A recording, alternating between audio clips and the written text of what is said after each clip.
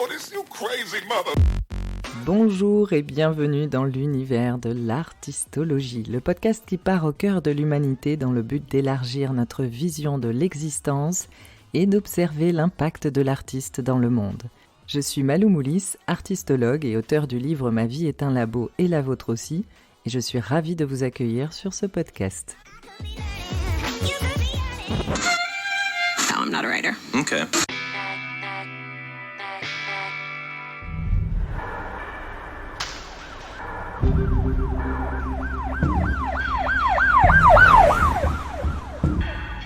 Aujourd'hui, je voulais vous parler en toute intimité, même si le podcast diffuse si largement ses ondes que ce n'est plus vraiment intime, du coup, mais en tout cas, je souhaitais vous livrer une petite confidence en toute transparence. En quelque sorte, c'est un cas concret de comment l'artiste gère ce qui le traverse. Alors la semaine dernière a été assez particulière pour moi parce que j'ai vécu deux situations opposées, deux événements qui m'ont baladé aux antipodes de ce que nous appelons la dualité de la vie. D'un côté, l'apothéose avec la joie, la paix, la gratitude et quelques jours plus tard, l'horreur, le cauchemar et le noir. Généralement, nous varions tous d'un jour à l'autre entre le « je me sens bien » et le « bof bof ». Mais là, pour ma part, c'était vraiment les deux extrêmes. Ce n'étaient pas les petites vaguelettes de l'océan, non, mais plutôt la grosse tempête de vagues qu'on se prend dans la figure. Vous voyez un peu l'idée. Pour vous expliquer, en début de semaine, une cliente m'a commandé une méditation. C'est une femme enceinte de 8 mois et qui a décidé d'accoucher de façon naturelle. Et pour l'aider à appréhender au mieux le stress lié à une telle expérience, elle voulait que ma voix l'accompagne dans les différentes phases de l'accouchement. J'étais très admirative qu'elle veuille accoucher de cette manière et puis profondément touchée aussi qu'elle me sollicite pour l'aider à vivre au mieux cette belle étape de vie. Et durant l'enregistrement, j'ai eu tellement d'amour à produire cette méditation que j'ai moi-même été transportée, touchée, tant et si bien que j'ai eu la réelle sensation d'être à ses côtés et de vivre cette naissance avec elle. C'était un magnifique moment, un beau cadeau et ça m'a mise dans un état d'immense gratitude parce que c'est ce genre de choses que j'aime dans les accompagnements, quelle que soit la forme qu'ils prennent. C'est ce sentiment de contribuer à l'apaisement, à l'avancée ou à la réalisation d'une personne dans un moment important de sa vie. En tout cas, c'est ce qui me rend heureuse parce que c'est une croisée des chemins riche en émotions, en souvenirs, en connexions et en partage. Donc ça, c'était le moment magique de ma semaine. Et puis, l'autre versant a pointé son nez de façon inattendue.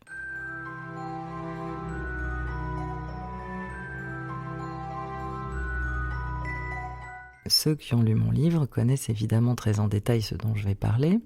Et pour faire un gros résumé à ceux qui ne l'ont pas lu, à l'âge de 30 ans, à la suite d'une mauvaise rencontre, j'ai vécu un gros traumatisme qui a complètement bouleversé ma vie. Ça a brisé la femme que j'étais à l'époque, plus de repères, perte totale de confiance en la nature humaine et en moi-même, un sentiment d'insécurité extrême et très profond, une peur panique de mourir qui m'a accompagnée longtemps, très très longtemps.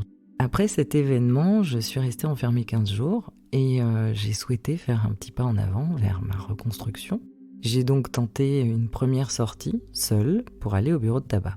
Malheureusement, j'ai recroisé cet individu et les moindres repères que je venais à peine de mettre en place se sont littéralement envolés en quelques minutes à peine.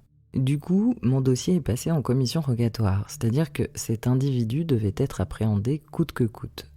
S'en est suivi une véritable enquête policière pendant 2 mois sans résultat, et donc mon dossier a été refermé. Je ne vais pas vous raconter ici ce que j'ai dû mettre en place pour continuer de vivre. J'en ai écrit un livre qui retranscrit mes expériences et mes apprentissages sur l'humain au fil des épreuves et dans lequel je décortique minutieusement tout ce que cela a enclenché et comment j'ai réussi à avancer en traversant toutes mes épreuves de vie. Je sais surtout qu'à l'époque, ça a été une expérience supplémentaire qui m'a permis d'intégrer à quel point les systèmes dans lesquels nous vivons ne fonctionnent pas correctement. Tant que nous n'y sommes pas vraiment confrontés, à vrai dire, nous avons l'impression que tout roule. Bizarrement, c'est lorsque l'on rentre dans le cœur d'une sphère où l'humain est central, proprement parler partout, je dirais, parce que je rappelle que l'humain est la première pièce du puzzle, quelle que soit la cellule dans laquelle nous naviguons, justice, santé, éducation, entreprise, etc. Et c'est dans ces moments-là qu'on se rend compte de manière assez fracassante qu'il y a de vrais soucis de gestion humaine, notamment sur la communication ou l'empathie par exemple, et sur lesquels il est sérieusement temps de se pencher, car les dégâts collatéraux sont dingues. Donc, mon dossier a été clôturé. Entre cet événement et aujourd'hui, il s'est passé 14 ans. Au mois de janvier, j'ai reçu l'appel d'un membre de la police judiciaire qui souhaitait m'entendre concernant mon affaire parce qu'il travaillait sur d'autres dossiers dans lesquels le mode opératoire était du copier-coller avec le mien. Du coup, il m'a demandé si je me sentais en capacité de subir un autre interrogatoire. J'ai évidemment dit un grand oui. Je trouvais important d'apporter ma contribution et peut-être permettre à l'avancée des dossiers, même si je savais pertinemment que ça allait remuer des choses et que ça ne réouvrait pas le mien de dossier. Alors, toutes les épreuves que j'ai vécues dans ma vie, je les ai traversées et ça, c'est vraiment grâce à l'artiste. Bien souvent, en tant qu'humain, lorsqu'on vit une souffrance, déclenchée à la suite d'une expérience difficile par exemple, on a tendance à l'enfermer dans un coin et à la fuir. Et puis, une autre expérience difficile arrive et on agit pareil. Le truc, c'est qu'on ne se rend pas forcément compte que cette épreuve nous a transformés, que la suivante aussi, et qu'elles ont entraîné des comportements qui deviennent néfastes à notre propre bien-être parce qu'on n'arrive plus à déterminer le facteur déclencheur.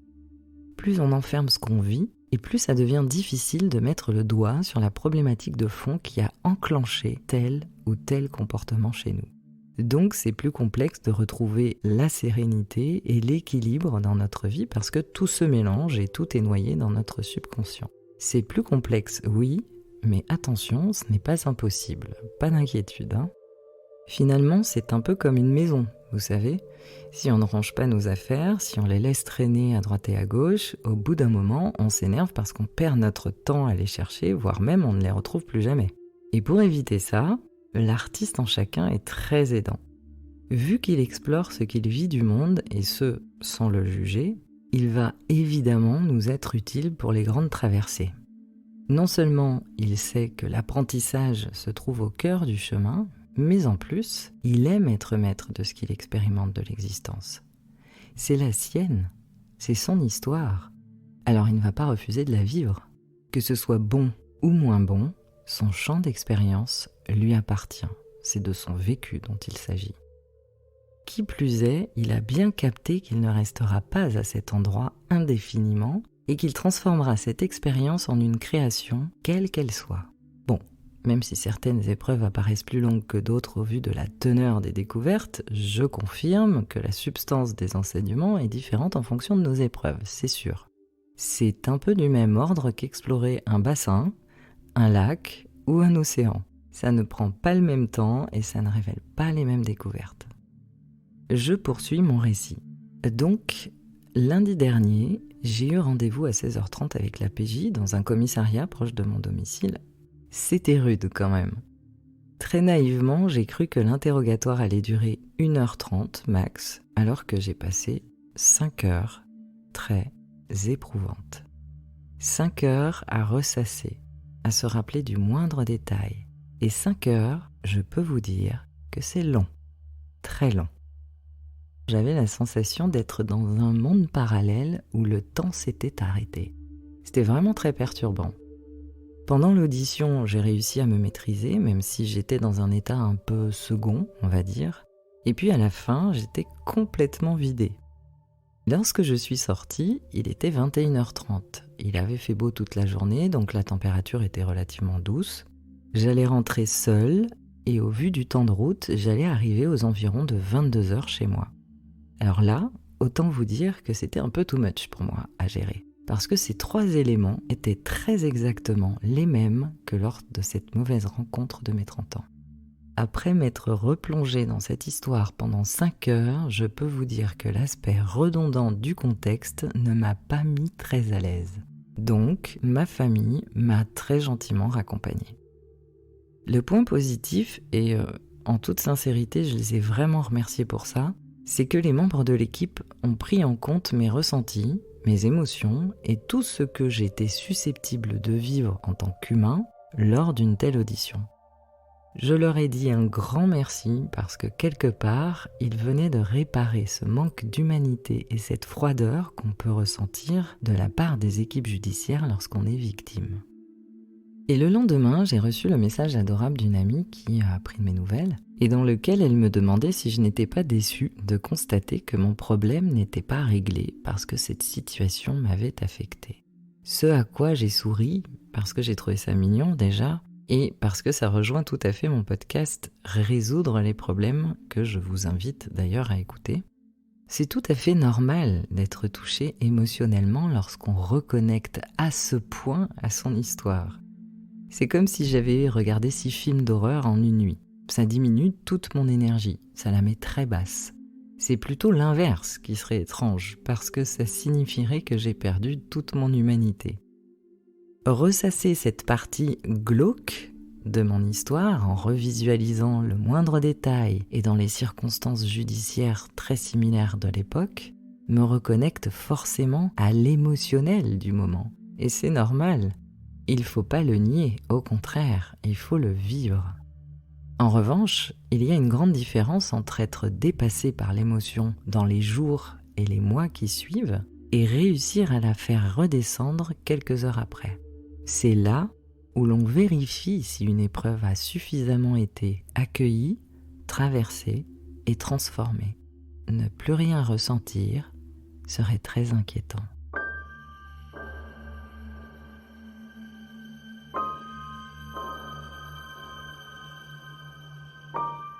Pour le coup, l'artiste était bien là, lui, avec moi. Plus il a l'habitude de visiter ce qui le traverse, plus il expérimente les moindres recoins de lui-même, et plus il lui est facile de revenir à l'équilibre rapidement. L'artiste ne fige rien de la vie, car il fait partie de son mouvement. Ce que nous vivons est momentané et tout est transmutable dès l'instant où l'on s'accorde le temps d'explorer ce qui nous traverse avec la bienveillance nécessaire pour le faire. Nul besoin de son orgueil, de performance ni de but à atteindre pour gagner la médaille de warrior. Agir comme tel provoque bien des souffrances, alors mieux vaut s'en abstenir. Si tel est le cas, c'est plutôt l'ego qui est mis en avant et non l'artiste. Bienveillance, temps et douceur sont plus porteurs. L'idée n'est pas de se juger, ni de s'enfermer dans un état d'être particulier. Ce fameux jugement de soi, vous savez, qui tend à régler les problèmes, est finalement d'une violence sans nom. On se met de la pression, ça crée de la frustration pour atteindre une sorte de perfection que jamais nous n'atteindrons. L'idée, c'est plutôt de vous appuyer sur l'artiste qui sait pertinemment que ce qu'il a déjà visité de lui-même dans tous les sens peut d'un jour à l'autre, d'une heure à l'autre, ou parfois même en quelques minutes, changer, parce qu'il lui est possible de transformer. Et pour être en capacité de le faire, il faut minutieusement se connaître afin de ne rien bousculer, déchirer ou même briser. Et pour se connaître, il faut s'explorer et donc plonger. C'est ce que l'artiste vous permet, de visiter ce que vous vivez. C'est parce que l'artiste place son être avant toute chose qu'il sait pertinemment que ce qu'il vit ou ce qu'il est n'est jamais définitif. C'est sa façon bien à lui d'approcher l'aspect de la temporalité et de déjouer l'ego. Car, je le rappelle, l'artiste sauvera le monde, les amis. Let it slide not and wave goodbye. Sur ces derniers mots, je vous dis à la semaine prochaine. Pour ne rien manquer des épisodes suivants, abonnez-vous à la plateforme de votre choix. Vous pouvez également laisser un avis et partager ce podcast. Et si vous souhaitez soutenir cette chaîne, vous pouvez également faire un don.